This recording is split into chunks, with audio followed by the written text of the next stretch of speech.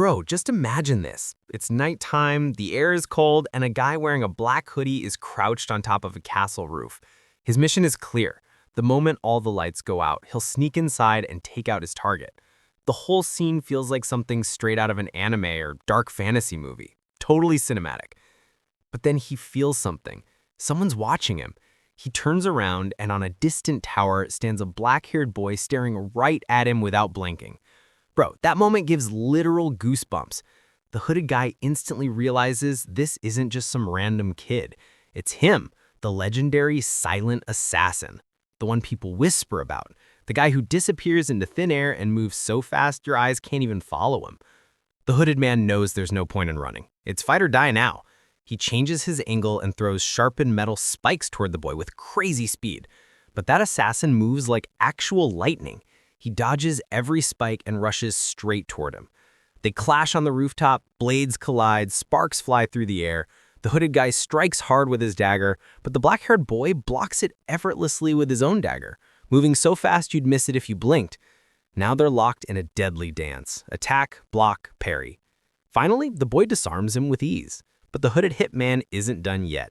He throws more spikes. The assassin dodges them all again, but it was just a distraction. The hitman tries to strike, but it's already too late. The boy's behind him before he can react. The hooded man starts to panic, realizing the power difference is huge. He uses every trick, every move, even a hidden blade in his shoe.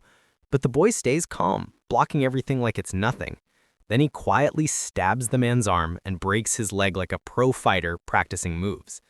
The hitman falls to the ground in disbelief. Like, seriously, that easy? And then a sword falls from above, slicing through the air, ending his suffering in an instant. The assassin walks inside the castle, into a room where his target sleeps unaware. He steadies his breathing, lifts his dagger, and completes the mission.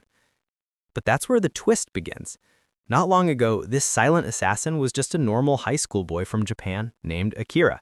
He lived alone, read manga on his phone, and no one really noticed him. But one day, reality literally shattered. The whole class was sucked into a strange magic circle, and suddenly, poof, they were in another world. Everyone freaked out. Some thought it was a dream, others thought it was a prank. But then an old mage appeared in robes and said, "The Royal Majesty would like to meet you." Everyone was confused, like, "Royal what? Whose Majesty?" And then the king himself arrived with his princess. He welcomed them and explained that they had been summoned through a special magic ritual. The king said his kingdom was in danger. Demons were about to attack, and only a hero from another world had the power to defeat the demon lord. Everyone was shocked. Then the mage said everyone must touch the crystal to see who the hero is. An excited boy went first, placed his hand on the crystal, and boom, his status appeared. Animal trainer. He looked a little disappointed, but the mage smiled and said, "Don't worry, your stats are way higher than normal humans." And that's where Akira's unbelievable journey began, from being an introverted boy to becoming the world's deadliest assassin. As each student touched the crystal, their roles appeared. Mage, knight, healer, the whole hall filled with excitement. Everyone thought their fantasy adventure was beginning. But Akira noticed something strange. While everyone's starting stats were around 180, his assassin stats were 1,800, 10 times higher. He thought, how is that even possible? Then the next boy steps forward. His name is Soto, the most popular guy in class. When he touches the crystal, the entire hall lights up and the word hero appears. His stats are 1,000. The old mage claps happily and announces, "Amazing! The hero's stats are double everyone else's because the other stats are sealed at a max of 500. But Akira's stats are almost double the hero's. Now it's obvious something isn't right. Everyone's face is glowing with excitement. Cheers fill the hall. Soto the hero. The guy who is always the center of attention is now literally being called the savior of the world. But then one of Akira's classmates pushes him playfully. "Hey Akira, show us your stats too." Akira thinks to himself, these people have no clue how dangerous this world really is. If I show my power now, I might end up in serious trouble. So he stays quiet and pretends like there's nothing special about him. Everyone's status has been revealed. The hero's been chosen, and the mage announces, "Now everyone will receive weapons and gear based on their class. Later tonight, your rooms will be assigned." That night, as everyone returns to their rooms, Akira notices something, a hidden camera on the wall. He instantly realizes they're being monitored. Suspicious, he thinks. He activates his special skill, Concealed Presence, and silently slips out of surveillance range. Back in his room, he relaxes for a bit, standing on the balcony and gazing at the night sky. "So I'm really in another world?" he whispers. He calmly decides that before doing anything, he needs to gather information because something here feels very wrong. He jumps from the balcony to a nearby wall and climbs up to the castle rooftop in one smooth motion, like a ninja hero from a movie. Even he's surprised by his own agility. How am I able to do all this? Then he spots an open window and quietly slips inside. And guess what? It's the king's private chamber. Inside, the king is speaking with the princess. "Is everything going according to plan?" the king asks. The princess replies softly, "Yes, the children from the other world have no idea, and none of them have enough magic to be a threat to us." The king nods. "Good. Keep an eye on them." They keep talking, completely unaware that Akira is standing right beside them, invisible. He thinks, "If I wanted, I could end this king right now," but he stops himself. He knows the time isn't right yet. The next morning, at the breakfast table, all the classmates are chatting cheerfully. Sato, the hero, stands up and says, "Guys, we should be thankful. We're stronger now than ever. Let's help the people of this world and defeat the demon lord, just like the king said." The whole class shouts together, "Yeah!" like a motivational school speech. Akira just sits quietly, thinking these fools have no idea they're being used. He wonders if he should tell them what he overheard or stay silent for now. Then everyone is called to the training grounds, where a tall, intimidating man appears, the royal army's Lord Commander, Sarin. He says, "You're all newbies. I'll be your trainer. In 1 month, you'll enter a dungeon to test your strength." Sato, full of energy, shouts, "Let's do our best, guys!" Everyone cheers, again, like it's some kind of circus. Akira hides his presence once more and observes from a distance. But suddenly, he feels it. Someone's following him. He turns around, and it's Sarin. Sarin leaves the rest of the class with his lieutenant, Gil, and walks toward Akira. Akira becomes alert. Did my concealment skills stop working? Sarin smiles lightly. "Relax, your ability's still active. I can just see you because I have mystical eyesight, which detects temperature differences. Basically, I'm a walking thermal camera." Akira tenses up, his hand instinctively moving toward his blade. "So are you here to start trouble?" Sarin calmly replies, "No, relax. I won't expose you to the king or the princess." Akira narrows his eyes, suspicious. "Then whose side are you on?" Sarin smirks and says, "It's not that simple, Akira. Things here aren't as straightforward as they look." Akira can tell he's not lying. He relaxes slightly and says, "I need to go to the library. I need as much information about this world as I can find." Akira and Serene are now talking in a more open environment. Serene casually asks, "So, what's your conceal ability level?"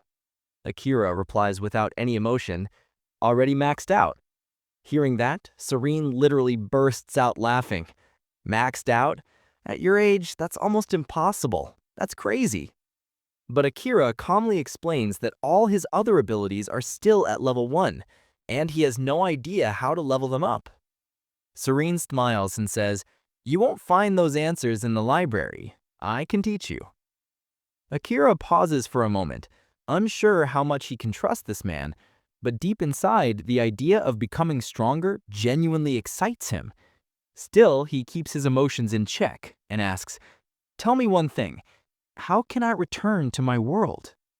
Serene stays silent for a few seconds before answering calmly, "I don't know. But one thing's certain. If you want to go back, first learn how to survive. Become strong, Akira. Only then will you find the way." Akira replies in a cold tone, "I don't take help for free." Serene laughs. "Then tell me about your world in return. That's all I ask." They shake hands. It's a symbolic moment. Akira, who had never trusted anyone before, puts his faith in someone for the first time. Time skip. Akira is now training hard. He works on both his physical and mental skills, realizing that in this world, the only way to level up is through pain and repetition. He studies different races, beast people, elves, and their various continents. Serene slowly teaches him how the world's structure and politics operate. One evening, Akira finds an old book. The handwriting of the author feels oddly familiar. When he shows it to Serene, Serene laughs. "Yeah, that's mine. A cookbook in disguise, hiding a plan to overthrow the king." Akira is shocked. "You're planning a coup?" Serene's tone turns serious. The king is no longer the man he once was. He's planning something that will destroy the balance of this world. I'm his royal commander. My duty is to protect him, but I can't let him go through with this. Akira understands his situation. He quietly says, "The night we were summoned to this world, I had the chance to kill him, but I didn't pick up the dagger."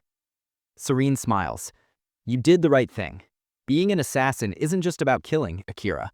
Sometimes choosing not to kill makes you stronger." A month passes. All the heroes are now ready to enter the dungeon. The entire city is cheering. "Go, heroes, save us!" Everyone's excited, but Akira feels a strange vibe among the crowd. Far away, a hooded girl with blue hair stands watching them with anger in her eyes. Akira instantly uses his conceal ability and appears right behind her. She flinches in surprise. Akira calmly asks, "Why are you looking at us with so much hate?" She quietly replies, "Everyone sees you as heroes, but I know what kind of sacrifice was made to summon you." Akira looks confused. "Sacrifice? What kind?" She just gives him a cold look and disappears into the crowd. Akira's mind starts racing. What sacrifice? Who made it? And why? Now the dungeon scene begins. Pure chaos. Monsters are emerging from every corner. Every stone hides a trap. The students are exhausted and terrified. Akira fights with perfect focus, cutting down monsters while protecting the others. He looks towards Serene. "We should retreat." Serene replies in a serious tone, "That's enough for today."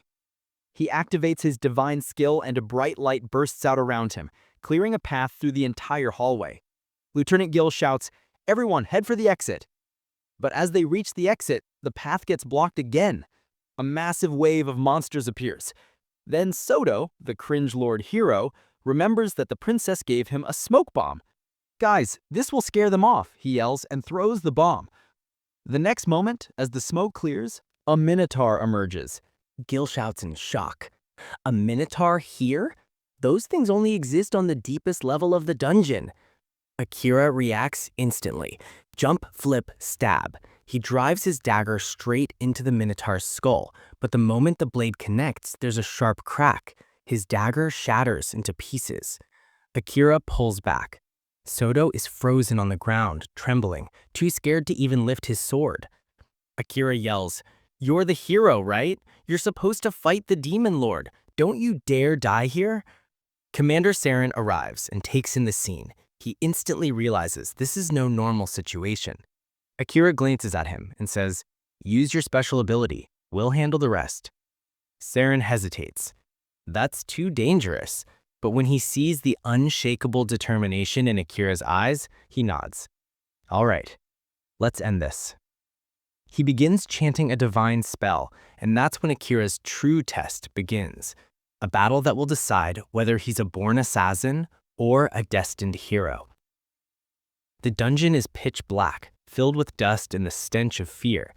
The Minotaur, a massive, muscular beast, lets out a thunderous roar, lifting its huge axe high into the air.